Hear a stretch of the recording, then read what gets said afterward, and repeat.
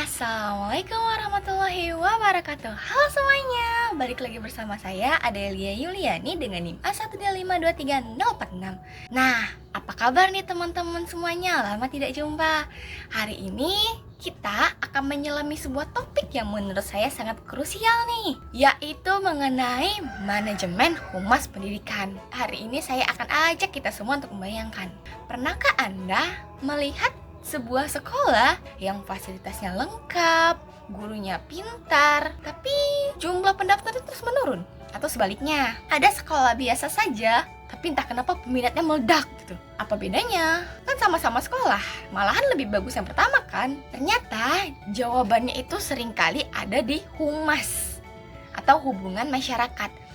Humas itu ternyata bukan cuma soal bikin pamflet, tapi soal bagaimana sih sekolah tuh membangun hubungan, kepercayaan, dan juga citra. Nah, kita akan bahas tuntas nih mengenai konsep dasar, fungsi, strategi komunikasi, baik internal maupun eksternalnya, pengelolaan citra, cara menghadapi krisis, pemanfaatan media digital, hingga ke evaluasi. Sebaiknya kalian segera siapkan kopi atau tehnya karena penjelasan kita hari itu bakal cukup panjang. Tapi sebelum kita memulai, ada baiknya kita berdoa dahulu.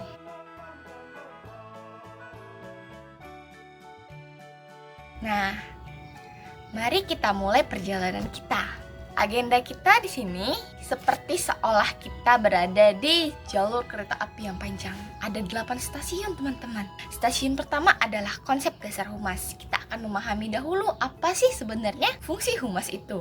Nah, kita nanti berhenti juga di stasiun kedua, yaitu di fungsi dan tujuan. Kenapa humas itu penting, bukan sekedar pelengkap. Stasiun ketiga membahas komunikasi internal, bagaimana kita membangun harmoni di dalam tembok sekolah. Stasiun 4 adalah hubungan komunikasi eksternal, berhubungan dengan orang tua, masyarakat, media. Stasiun kelima kita bicara soal reputasi, aset tak berwujud yang sangat berharga. Stasiun 6 adalah yang paling krusial, teknik penanganan krisis. Stasiun 7, era digital, media sosial, dan website. Dan stasiun terakhir yaitu adalah evaluasi kinerja. Karena tanpa evaluasi itu kita berjalan tuh buta. Kita akan bahas satu persatu nih dengan contoh nyata dari lapangan. Nah, baik, kita mulai nih dari yang fondasi ya. Apa sih sebenarnya humas itu? Saya sering dengar banyak orang tuh bilang kayak, oh humas ya, humas tuh yang bikin spanduk itu ya? Atau yang sering bacain berita di radio? Atau enggak, itu tuh yang sering jadi MC tuh? Sebetulnya itu nggak salah, tapi kalau kita lihat ya, itu tuh sebenarnya ibaratnya tuh hanya 10% dari permukaan gunung es. Menurut para ahli humas seperti Katlib, Center, dan Brom, humas itu tuh adalah sebuah fungsi manajemen yang membangun dan memelihara hubungan yang saling menguntungkan antara organisasi. Dalam hal ini tuh karena pendidikan contohnya adalah sekolah dengan publiknya. Ingat, kata kuncinya itu adalah manajemen. Jadi ini tuh bukan sekedar kegiatan teknis. Dan yang paling penting, humas itu tuh bersifat tuh komunikasi dua arah. Jadi bukan hanya sekolah yang bicara, tapi juga sekolah harus mendengarkan. Mendengar apa? Mendengar keluhan orang tua, mendengar aspirasi masyarakat, mendengar kritik dari guru.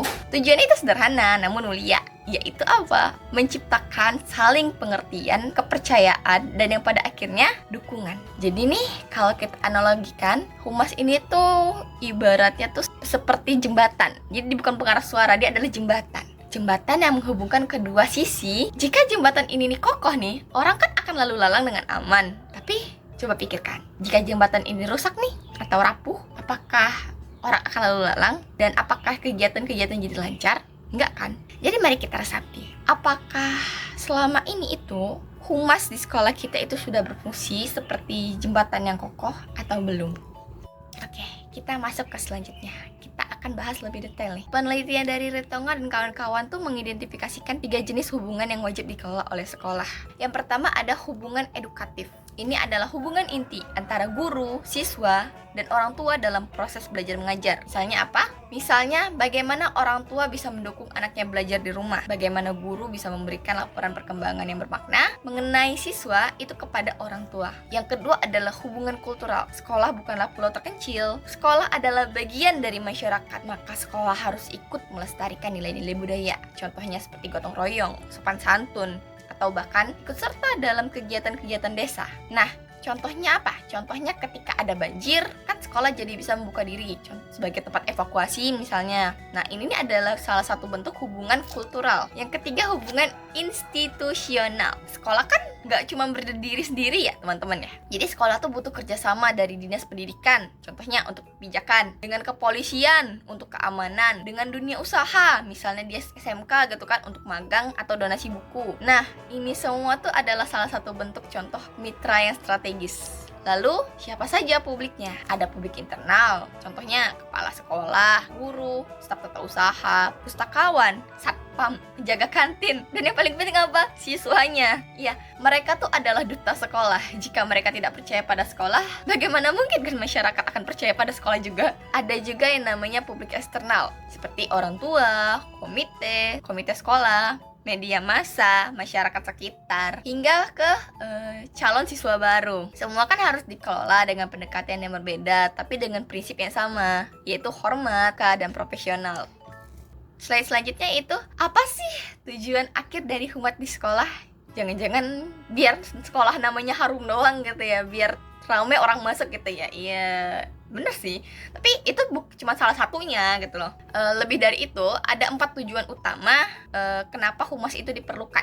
Yang pertama, membangun citra positif. Citra positif bukanlah pencitraan palsu, tapi reputasi yang lahir dari kinerja nyata yang dikomunikasikan dengan baik. Yang kedua, meningkatkan partisipasi orang tua, di mana orang tua yang merasa dihargai, merasa didengar, itu kan akan lebih aktif. Contohnya hadir di rapat, membantu kegiatan sekolah, dan mendukung penuh anaknya untuk belajar. Yang ketiga, menjaga kepercayaan publik. Kepercayaan tuh adalah ibaratnya tuh mata uang, teman-teman. Jadi dia tuh mata uang yang paling berharga. Jika publik percaya, maka sekolah tuh akan mudah untuk mendapatkan dukungan melalui moral maupun material.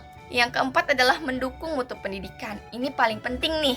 Humas tuh bukan kegiatan terpisah. Ketika orang tua terlibat, ketika masyarakat mendukung, ketika citra positif, maka proses belajar mengajar pun akan ikut terdongkrak. Guru lebih semangat, siswa lebih bangga, dan akhirnya apa? Prestasi pun meningkat. Maka saya sedikit menegaskan bahwa humas itu bukan pelengkap, tapi strategis. Tanpa humas yang baik, sekolah sehebat apapun bisa sepi peminat. Bapak Ibu, ingatkah ada sekolah favorit di sekolah ini yang mungkin tiba-tiba saja ditinggalkan orang tua hanya karena satu isu negatif yang tidak dikelola dengan baik? Di situ pentingnya humas. Baik, sekarang kita masuk ke ranah praktis. Mari kita bicara mengenai komunikasi internal. Kenapa sih komunikasi internal itu penting? Bukannya kita cukup membangun citra di luar saja ya? Enggak, karena gini, komunikasi internal itu kan adalah fondasi dari komunikasi eksternal. Jika di dalam rumah tangga sekolah kita sendiri itu sudah kacau, lalu bagaimana mungkin kita bisa tampil baik di depan publik? Nah, bayangkan gini, contohnya gini. Seorang guru yang tidak diberi informasi tentang kebijakan baru. Lalu dia ditanya nih, ketemu nih di depan gerbang sekolah nih dengan orang tua, dia akan salah bicara atau nggak sengaja bicara, oh maaf saya kurang tahu. Itu kan adalah salah satu bentuk kegagalan humas internal, teman-teman. Nah, apa saja strateginya agar komunikasi internal ini terbangun dengan baik gitu? Yang pertama, adakan rapat rutin yang efektif, bukan sekedar seremoni nih. Jadi bukan cuman kayak yang penting formal aja gitu, enggak. Bisa bikin rapat mingguan atau bulanan. Kedua, grup WA. Kalian kan sudah pada banyak main medsos nih. WA tuh penting banget loh WA tuh. Nah, dengan etika yang jelas, tidak untuk gosip, tidak untuk keluhan di ruang publik, tidak untuk koordinasi dan impor, tapi untuk koordinasi dan informasi yang penting. Ketiga yaitu pelatihan public speaking bagi guru dan staf, karena mereka itu adalah perpanjangan tangan dari humas. Keempat, apa nih yang paling sering kalian lihat kalau di sekolah? Kotak saran digital atau fisik, agar guru dan staf itu bisa menyampaikan ide atau keluhan secara anonim. Jadi mereka tuh nggak merasa dijudge, teman-teman. Yang kelima, apresiasi prestasi. Rayakan keberhasilan kecil, baik itu guru yang berprestasi atau staf yang paling disiplin. Sederhana memang kedengarannya, kayak oh ini yang paling disiplin, ini yang paling rajin dan lain-lain. Tapi dampaknya luar biasa ternyata. Rasa percaya diri tuh meningkat, koordinasi lebih cepat, dan konflik internal dapat berkurang. Saya kasih contoh konkret nih dari jenjang yang berbeda.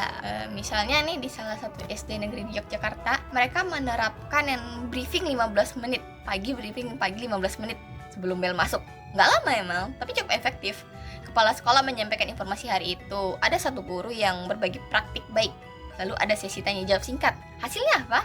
Guru datang lebih awal, semangat, dan tidak lagi ada yang bilang, oh saya nggak tahu. Nggak. Misalnya di SMP di swasta di Bandung nih, mereka punya yang namanya coffee morning. Setiap Jumat pagi, wakil kepala bidang humas duduk santai dengan perwakilan guru dari setiap mata pelajaran. Sambil minum kopi, sederhana kan? Disinilah isu-isu kecil itu dibicarakan sebelum menjadi besar. Seperti contohnya, Bu, orang tua kelas 7A banyak yang komplain soal PR yang terlalu banyak. Masukan diterima, itu bisa segera ditindaklanjuti. Lalu di SMA negeri salah satu di Surabaya itu mereka melibatkan OSIS dalam mengelola media sosial sekolah. Nah teman-teman, sekolahnya ada nggak yang media sosial itu dikelola juga oleh OSIS? Sebenarnya ini tuh cerdas teman-teman, karena OSIS itu lebih paham bahasa anak muda. Dan mereka tuh juga merasa lebih dihargai, mereka dihargai. Hasilnya konten jadi lebih segar, siswa juga menjadi duta sekolah dengan bangga.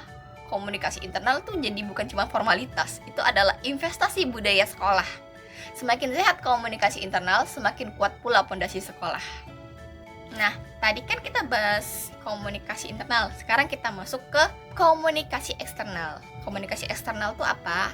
Bagaimana sekolah berinteraksi dengan dunia luar, orang tua, masyarakat, dinas, media, dunia usaha, bahkan calon siswa. Secara umum tuh ada dua saluran yang biasa digunakan, yaitu saluran formal dan informal. Saluran formal tuh antara lain contohnya seperti rapat komite yang diadakan rutin setiap semester, surat edaran resmi yang ditandatangani kepala sekolah, laporan perkembangan siswa yang dikirimkan setiap bulan, atau website yang resmi dan selalu diperbarui teman-teman mengenai informasi-informasi sekolah. Formal ini penting untuk hal-hal yang mengikat dan terdokumentasikan. Lalu yang kedua ada saluran informal. Seringkali kuat dampaknya ya. Misalnya obrolan santai dengan orang tua saat antar jemput anak, atau kunjungan rumah, home visit oleh wali kelas. Acara kebersamaan seperti bazar makanan, pentas seni, atau kerja bakti membersihkan lingkungan. Dalam obrolan informal ini tuh malah seringkali muncul kepercayaan yang sejati. Orang tua tuh nggak merasa digurui, tapi diajak menjadi mitra dari teman gibah gitu. Ingat, kuncinya itu adalah kombinasi. Jadi jangan cuma formal karena akan terasa kaku, atau jangan cuma informal karena nanti akan tidak ada ya bukti hitam di atas putih gitu loh. Padukan keduanya, maka hubungan akan terasa hangat tetapi profesional. Apa sih dampak positif yang didapat jika kita berhasil melibatkan orang tua dan masyarakat? Dampaknya luar biasa, tahu nggak? Dampaknya luar biasa. Pertama, prestasi akademik naik. Penelitian di berbagai negara itu menunjukkan bahwa ketika orang tua terlibat aktif, maka anak-anak akan lebih mudah termotivasi, nilai menjadi lebih baik, dan angka putus sekolah pun akan menurun. Yang kedua, perilaku siswa menjadi lebih baik. Anak-anak tahu bahwa orang tua dan sekolah itu berkomunikasi secara intens, sehingga mereka tidak bisa main dua kaki. Yang ketiga, orang tua merasa menjadi mitra, bukan sekedar ATM atau pengirim anak. Mereka merasa dihargai, sehingga mereka pun akan dengan sukarela membantu, misalnya menjadi narasumber, membantu penggalangan dana, atau menjaga keamanan saat acara. Sekarang, program unggulan seperti apa yang bisa dilakukan oleh sekolah? Banyak, parenting session misalnya, dengan psikolog untuk membantu orang tua memahami tumbuh kembang remaja. Aplikasi laporan harian yang mencatat perilaku dan prestasi siswa, sehingga orang tua bisa memantau secara real time. Pelatihan UEKM dari guru ke masyarakat sekitar, misalnya pelatihan membuat kerajinan atau digital marketing. Kerjasama dengan puskesmas dan kepolisian. Puskesmas untuk pemeriksaan kesehatan rutin, polisi untuk penyuluhan lalu lintas. Semua itu membangun ekosistem pendidikan yang sehat, bukan hanya sekolah yang maju, tapi juga lingkungan sekitar yang ikut terangkat. Baik, sekarang kita bicara soal citra. Citra itu aset tidak berwujud, tapi nilainya itu sangat besar. Ibaratnya citra sendiri itu adalah wajah sekolah di mata publik. Citra yang baik tidak muncul begitu saja. Dia dibangun oleh konsistensi, kualitas, dan komunikasi. Kenapa citra itu penting? Karena citra itu mempengaruhi pilihan orang tua. Dua sekolah dengan biaya sama, fasilitas yang sama, tapi orang tua akan memilih yang punya reputasi lebih baik. Citra juga mempengaruhi dukungan publik ketika sekolah butuh bantuan, misalnya untuk renovasi atau untuk beasiswa. Masyarakat akan lebih bersemangat membantu jika mereka tahu sekolah ini nih punya citra yang positif. Lalu, bagaimana cara membangun citra ini? Pertama, publikasikan prestasi secara konsisten. Jangan hanya prestasi besar, tapi juga prestasi yang kecil. Contohnya juara lomba desa, lolos seleksi OSN, buku-buku yang ditulis oleh guru. Yang kedua, pastikan pesan sesuai realitas. Ini yang paling penting. Jangan pernah memamerkan fasilitas yang tidak ada. Jangan pernah mengklaim angka kelulusan 100% jika kenyataannya tidak. Karena publik itu sangat cerdas, teman-teman. Begitu kita ketahuan berbohong, boom, kepercayaan runtuh seketika. Yang ketiga, kelola kritik dengan profesional. Kritik itu adalah hadiah tersembunyi. Jawab dengan sopan, tindak lanjuti, dan sampaikan perbaikannya. Jadikan guru dan siswa sebagai duta. Beri mereka pelatihan, beri mereka kebanggaan. Karena mereka setiap hari berinteraksi dengan publik. Jika mereka bangga pada sekolahnya, maka citra positif yang akan menyebar dengan sendirinya. Ingat pepatah, kepercayaan datang berjalan kaki, tapi pergi naik kuda. Butuh waktu lama untuk membangun citra, tapi bisa hancur hanya dalam sehari. Maka konsistensi antara omongan dan kenyataan itu segalanya. Ya, dan tadi kita kan ngebahas hal-hal yang bagus ya, mengenai citra dan lain-lain. Kita masuk nih ke topik yang paling ditunggu-tunggu mungkin ya, yaitu krisis. Krisis ini tuh bisa datang tuh kapan aja tanpa diundang. Bentuknya bisa macam-macam. Misalnya kasus perundungan atau bullying yang viral di media sosial, kecelakaan saat studi tour, isu hoaks tentang pungutan liar, konflik antara guru dan orang tua, atau bahkan sekedar bencana alam. Apa yang harus dilakukan? Pertama, jangan panik. Ada 3 langkah utama. Langkah pertama, deteksi dini. Ini adalah pencegahan terbaik di dunia yang serba media sosial saat ini tuh. Pantau media sosial, pantau grup WhatsApp orang tua, pantau komentar di Instagram. Biasanya krisis ini tuh punya tanda-tanda awal. Contohnya seperti komentar negatif yang terus berulang atau screenshot yang mulai menyebar. Jika deteksi dini berhasil, jadi kita bisa bertindak sebelum api itu menjadi lebih besar. Langkah kedua, bentuk tim tanggap krisis. Jangan hanya mengandalkan satu orang. Tim ini tuh bisa terdiri dari kepala sekolah sebagai pengambil keputusan tertinggi, humas sebagai juru bicara, guru BK untuk aspek psikologis, dan jika perlu, kuasa hukum sekalian. Tetapkan siapa yang bicara, jangan sampai banyak suara yang ikut dalamnya. Karena masalah bisa menjadi lebih besar, teman-teman. Langkah ketiga itu kumpulkan fakta. Ini adalah yang paling sering dilanggar. Banyak orang langsung berspekulasi atau menyalahkan. Padahal, langkah terbaik adalah diam sementara. Kumpulkan fakta, jangan bicara sebelum semuanya jelas. Jangan panik, jangan tutup-tutupi karena kita kedapatan menutupi, krisis akan justru berlipat ganda. Lebih baik mengakui ada masalah daripada kedapatan berbohong. Publik akan lebih menghargai kejujuran. Kita hidup di era digital. Anak-anak, orang tua, bahkan kakek nenek sekarang sudah punya ponsel. Maka humas itu harus bertransformasi menjadi cyber PR. Humas tidak cukup hanya dengan papan pengumuman atau surat edaran kertas. Platform yang harus dimiliki, misalnya website resmi sebagai pusat informasi. Di sini, orang tua siswa itu bisa melihat profil, prestasi, berita terbaru, kalender akademik, atau bahkan PPDB online. Lalu Instagram untuk konten visual yang menarik, foto kegiatan, reels, wawancara siswa, story polling untuk menjaring opini. Facebook mungkin masih relevan untuk menjangkau orang tua siswa usia 30-50 tahun. Gunakan untuk berbagi artikel panjang dan galeri foto. Lalu YouTube untuk video dokumentasi, pembelajaran, atau siaran langsung. TikTok jika kita menargetkan siswa atau calon siswa dengan konten yang ringan, edukatif, dan kreatif yang sangat digemari. Lalu ada WhatsApp group untuk koordinasi cepat dengan komite, guru, atau perangkatan. Keunggulan dari media digital ini yaitu jangkauannya luas, biayanya murah, komunikasi 2 arah yang real time, dan juga memudahkan monitoring opini publik. Nah teman-teman, karena tadi kita ngebahas ya, manajemen itu kan biasanya tidak jauh dari yang namanya prinsip POACE. Planning, organizing, executing, controlling, dan evaluating. Lalu bagaimana cara mengelola humas profesional? Kita kembali nih pada prinsip tadi tuh, dimana planning itu contoh seperti buatlah rencana tahunan humas, lakukan analisis SWOT. Jadi apa kekuatan dari sekolah, kelemahannya, peluang apa yang bisa dimanfaatkan, misal tahun ajaran baru, lomba, teknologi, ancaman apa yang harus diwaspadai, misalnya seperti isu negatif, bencana, atau persaingan. Lalu buat tujuan yang SMART, yaitu specific, measurable, achievable, relevant, time bound. Contoh, meningkatkan interaksi Instagram sebesar 30% dalam 6 bulan.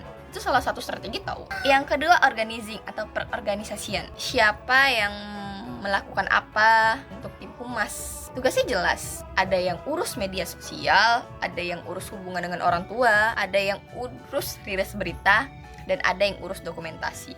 Lalu actuating atau pelaksanaan eksekusi program, ini adalah lapangan buat konten, menyelenggarakan acara, kirimkan laporan, adakan pertemuan. Lalu controlling atau pengendalian, jangan tunggu sampai akhir tahun, pantau terus tengah jalan. Apakah ada jadwalnya sudah terpenuhi semua? Apakah anggarannya sesuai? Apakah ada masalah teknis? Itu segera dikoreksi. Lalu yang terakhir yang paling penting apa? Evaluating. Benar, lagi-lagi evaluating ya. Inilah yang paling sering kita lupakan ya setelah program selesai. Kita duduk bersama, lihat data, bandingkan dengan target. Apakah yang berhasil? Apakah yang gagal? Mengapa? Nah, lalu gunakan itu untuk perbaikan di siklus berikutnya. Ini tuh siklus abadi, teman-teman. Jangan sampai kita pandai membuat rencana tapi kita lupa mengevaluasi. Karena tanpa evaluasi itu kita tuh ibaratnya tuh berjalan di labirin yang tanpa kompas. Seperti itu. Ketika kita sudah siap untuk memberi pernyataan, itu gunakan yang namanya prinsip CEPA yang mudah diingat. C itu cepat, respon tuh harus dalam hitungan jam, bukan dalam hitungan hari. Di era media sosial seperti ini tuh, berita bisa menyebar ke jutaan orang hanya dalam waktu hitungan jam. Jika sekolah diam selama 24 jam, publik akan menganggap kita tidak peduli atau menyembunyikan sesuatu. Sampaikan setidaknya pernyataan awal. Kami mendengar adanya isu ini. Tim kami sedang melakukan investigasi, kami akan memberikan informasi lebih lanjut. Empati, tunjukkan bahwa kita peduli pada korban. Jangan langsung defensif, ucapkan, kami turut prihatin atas kejadian ini. Kami memohon maaf jika ada pihak yang dirugikan. Empati itu meluluhkan kemarahan, teman-teman.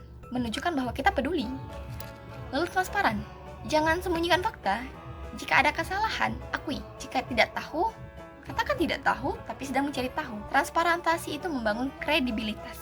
Lalu akurat, pastikan fakta yang disampaikan sudah terverifikasi. Jangan asumsi, jangan katakan belum ada korban jika belum jelas. Lebih baik katakan, kami masih mengumpulkan data.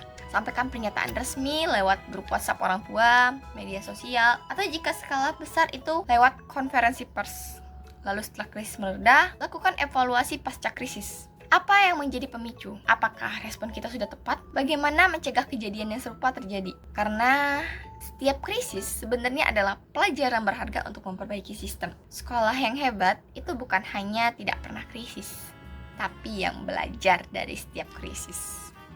Sampailah kita di stasiun terakhir, yaitu evaluasi. Mengapa sih evaluasi begitu penting? Karena tanpa evaluasi, kita tidak tahu apakah program humas kita itu berhasil atau hanya membuang-buang energi. Evaluasi ini tuh juga membantu kita memperbaiki diri. Ada 3 tahap evaluasi menurut para ahli. Pertama itu evaluasi persiapan. Menurut Mais Paitel dan kawan-kawan tahun 2016 itu menilai rencana sebelum dijalankan. Apakah tujuan smart, apakah anggaran mencukupi, apakah tim sudah terlatih. Yang kedua, evaluasi pelaksanaan. Monitoring di tengah jalan, apakah jadwal terpenuhi, apakah ada kendala teknis. Ingat, jangan tunggu sampai akhir. Lalu evaluasi dampak, mengukur hasil akhir. Inilah yang justru paling sering diabaikan ya. Lalu ada yang namanya indikator kuantitatif yang bisa diukur dari jumlah follower, like, share, komentar, retweet, tingkat kehadiran orang tua dalam rapat, jumlah pertanyaan yang masuk saat PPDB, jumlah pemberitaan positif di media, dan tentu saja data pendaftar baru dibanding tahun lalu. Semua itu bisa dihitung melalui data dengan angka. Lalu ada indikator kualitatif juga tidak kalah penting. Misalnya survei kepuasan orang tua, wawancara perwakilan komite, fokus group discussion dengan guru dan siswa. Dan dari sini tuh kita bisa mendengar suara-suara yang tidak terwakili oleh angka. Ingat, evaluasi itu bukan untuk mencari siapa yang salah, tapi alat untuk kita belajar apa yang harus diperbaiki, strategi mana yang harus diganti, program mana yang perlu dilanjutkan atau lebih baik. Tanpa evaluasi, kita tuh akan mengulang kesalahan yang sama setiap tahun. Nah, kita tarik benang merah dari semua yang sudah kita bahas. Pertama, humas adalah fungsi manajemen yang strategis. Jadi dia bukan sekedar publikasi atau protokoler. Dia adalah jembatan antara sekolah dan publik. Kedua, komunikasi internal yang harmonis adalah fondasi keberhasilan eksternal. Jika guru dan staf tidak percaya pada sekolah, jangan harap publik juga akan percaya. Yang ketiga, citra dan reputasi dibangun oleh konsistensi antara pesan dan realitas. Jangan pernah mengklaim sesuatu yang tidak benar. Kejujuran adalah mata uang yang paling berharga. Keempat, krisis harus direspon dengan prinsip cepat, empatik, transparan, dan akurat. Jangan panik, jangan tutup-tutupi, karena krisis itu adalah guru terbaik. Kelima, media digital adalah alat yang sangat membantu asalkan dikelola dengan tim yang terlatih dan konten yang konsisten. Evaluasi bukan pilihan, tapi keharusan.